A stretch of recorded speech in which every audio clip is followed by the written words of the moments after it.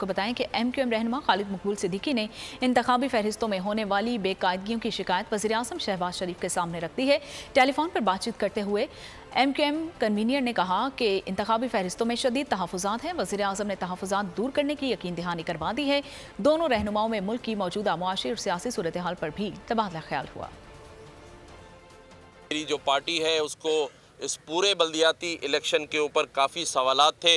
अगर मैं समझता हूँ, मेरी ज़ाती राय है, अगर MQM पाकिस्तान की डिलिमिटेशन वाली बात को मान लिया जाता तो आज एक गवर्नर सिंध की तरह ही MQM पाकिस्तान का मेयर कराची होता और वो भी रात दिन अवामी मेयर का मुंतखब होता और अवामी मेयर बन कर दिखाता। गिरवी रखना एक अलहदा चीज़ होती है।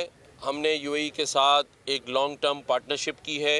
UAE ने हमारे साथ आकर इस पोर्ट को इंशाल्लाह तरक्की देंगे, उसमें इन्वेस्टमेंट की जाए।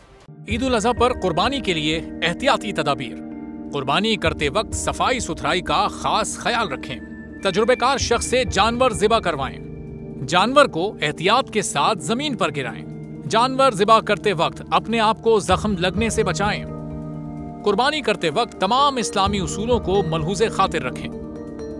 कुर्बानी के बाद खून पर चूना डालें।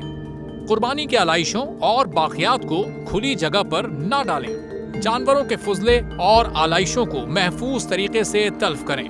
गंदगी फैलाने से गुरेज करें और हुकूमती हिदायत पर अमल करें। एहतियात और सफाई सबसे अहम है। अपने मुल्क को साफ रखें और पाकिस्तान को बदलें बोल के साथ।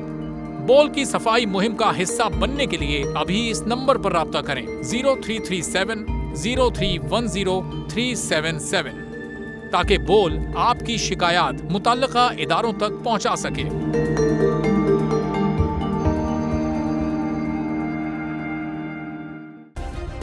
सब्सक्राइब करें और बेल दबाएं ताकि कोई खबर रह न जाए।